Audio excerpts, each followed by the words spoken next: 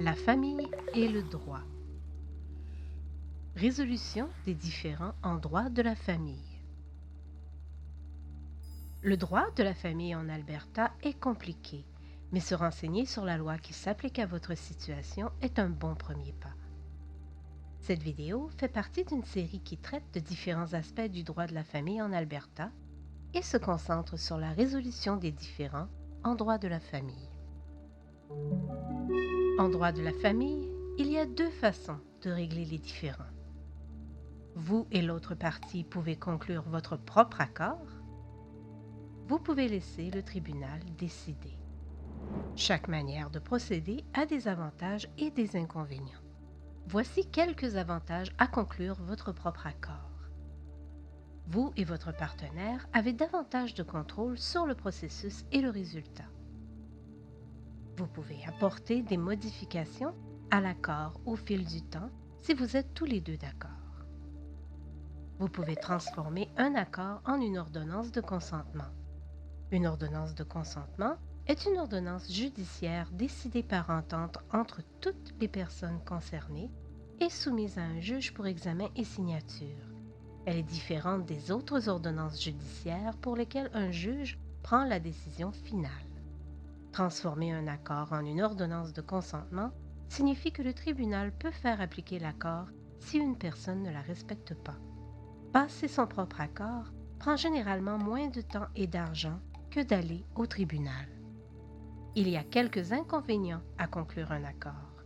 Si vous et votre partenaire ne parvenez pas à vous mettre d'accord sur un point, il se peut que vous deviez aller au tribunal pour demander à un juge de trancher sur cette question. Un tribunal ne peut pas faire appliquer tous les types d'accords. Il y a plusieurs façons de conclure un accord pour résoudre un différend sans aller au tribunal. Un accord à l'amiable vous permettra d'économiser temps et argent et vous donnera plus de contrôle sur les décisions à prendre.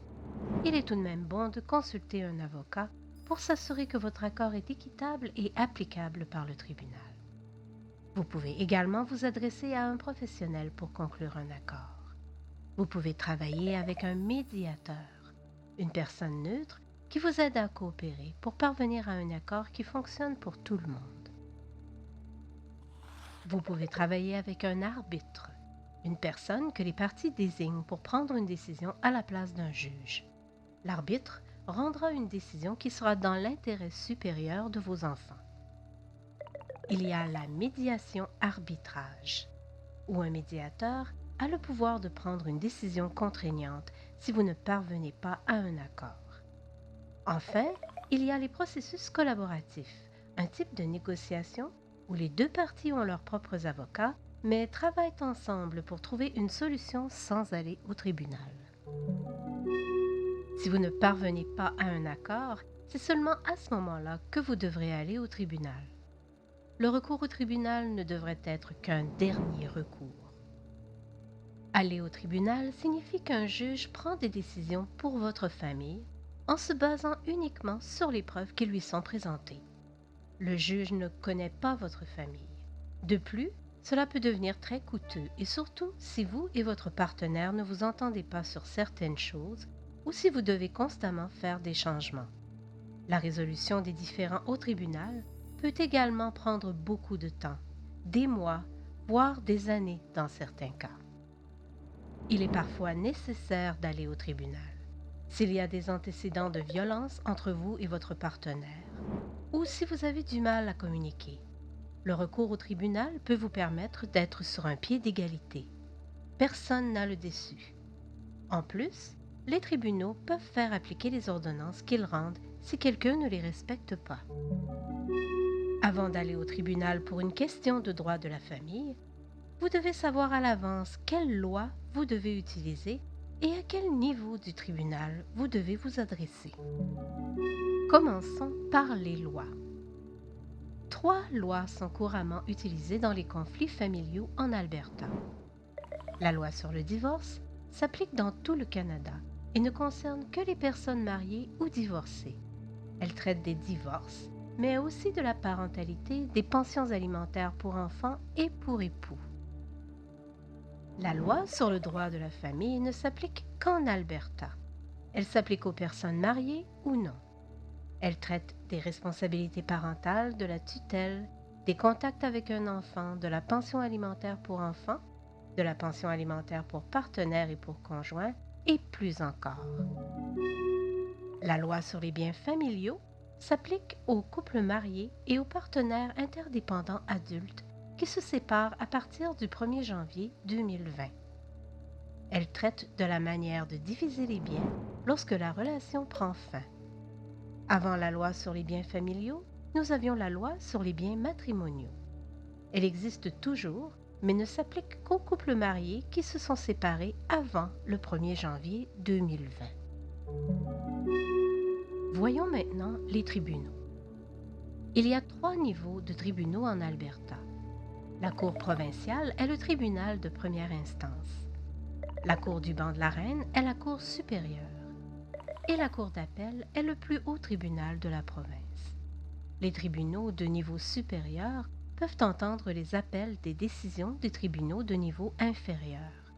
Les appels de la Cour d'appel vont à la Cour suprême du Canada, qui est le plus haut tribunal au pays.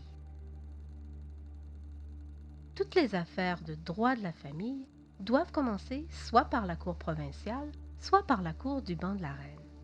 Vous devez recourir à la Cour du banc de la Reine si vous êtes confronté aux problèmes suivants: demande de divorce, partage des biens, demande de possession exclusive de la maison ou des biens ménagers, demande de déclaration de parentage, demander une déclaration d'irréconciliabilité, demander des directives concernant la rétention d'argent en fiducie ou le traitement des biens immobiliers. Vous pouvez recourir à la Cour provinciale ou à la Cour du banc de la Reine pour régler toutes les autres questions. Parfois, vous aurez recours aux 2 tribunaux pour régler vos différends, mais pas en même temps. Si vous êtes marié, mais séparé de votre conjoint, et que vous n'avez pas encore demandé le divorce, vous pouvez demander des ordonnances parentales ou une pension alimentaire à la Cour provinciale en vertu de la loi sur le droit de la famille. Lorsque vous demanderez le divorce, vous devrez le faire en vertu de la loi sur le divorce devant la Cour du banc de la Reine. À partir de ce moment, vous n'utiliserez que la Cour du banc de la Reine. Et pour rendre ces ordonnances, la Cour du banc de la Reine tiendra compte des ordonnances rendues précédemment par la Cour provinciale.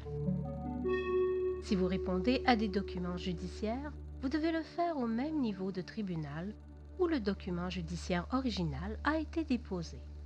Si vous demandez la modification d'une ordonnance judiciaire, vous devez également le faire au même niveau que l'ordonnance initiale.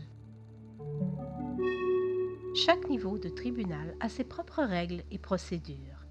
Par exemple, la Cour provinciale a des règles moins formelles et il est donc plus facile pour les gens de s'y orienter eux-mêmes s'ils n'ont pas d'avocat. Il y a également plus de sites dans la province. La Cour du banc de la Reine, quant à elle, a moins d'emplacements dans la province, généralement seulement dans les grandes villes. La Cour a des règles plus formelles et donc plus de personnes sont représentées par des avocats. Pour commencer une action en justice dans l'un ou l'autre tribunal, vous devez déposer les bons formulaires. Chaque tribunal a ses propres formulaires que vous devez utiliser. Il y a toutefois une exception. Puisque les 2 tribunaux entendent les questions relevant de la loi sur le droit de la famille, ils utilisent les mêmes formulaires pour ces questions. Vous pouvez trouver les formulaires de chaque tribunal sur le site web des tribunaux de l'Alberta, www.albertacourts.ca. Choisissez d'abord votre niveau de tribunal, puis choisissez le droit de la famille comme domaine de droit.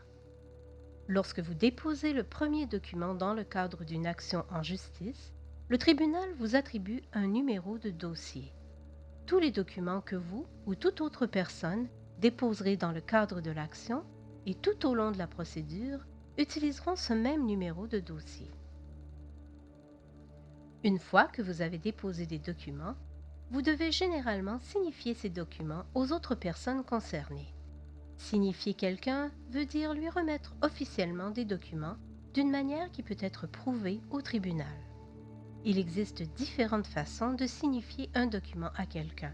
notamment en personne, par courrier recommandé, par télécopieur ou par courriel.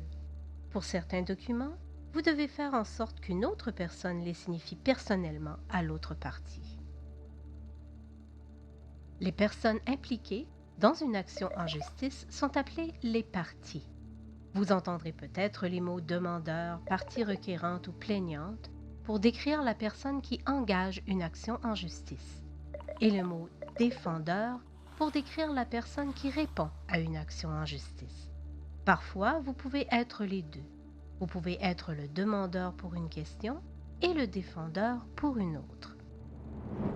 Éventuellement, vous voudrez probablement que le juge prenne une décision sur quelque chose. Le terme « requête au tribunal » fait référence à une demande d'ordonnance du tribunal. Ce terme désigne deux choses. Premièrement, c'est le nom du formulaire que vous déposez pour faire votre demande. En général, vous devez également déposer un affidavit avec ce formulaire. Un affidavit est une preuve écrite que vous jurez ou affirmez être vraie. Le terme « demande » fait légalement référence à la manière dont le juge entend votre demande. Parfois, vous devrez comparaître devant un juge pour présenter votre demande. Dans d'autres cas, vous pouvez présenter une requête sur dossier, qui est une demande écrite à l'aide des formulaires judiciaires appropriés, dans laquelle vous demandez au juge d'accorder une ordonnance judiciaire sans comparaître au tribunal. Chaque tribunal appelle les juges par des noms différents. À la Cour provinciale, les juges sont appelés juges. Vous devez vous adresser à eux en les appelant votre honneur. Vous pouvez aussi vous adresser aux juges masculins en les appelant monsieur et aux juges féminins en les appelant madame. À la Cour du banc de la Reine, les juges sont également appelés juges, mais vous devez vous adresser à eux différemment en les appelant votre seigneurie, ou monsieur le juge ou madame la juge. La Cour du banc de la Reine compte également des maîtres, qui sont des officiers de justice habilités à entendre et à trancher certains types de questions. Les maîtres ne sont pas des juges. Dans une courte vidéo, nous ne pouvons pas passer en revue l'ensemble de la procédure judiciaire. En effet, chaque cas est unique et le processus peut donc être différent pour chaque personne. Chaque tribunal dispose également de différents services et soutiens pour aider les gens à résoudre leurs différends. Pour en savoir plus sur ce sujet, visitez cplea.ca/family.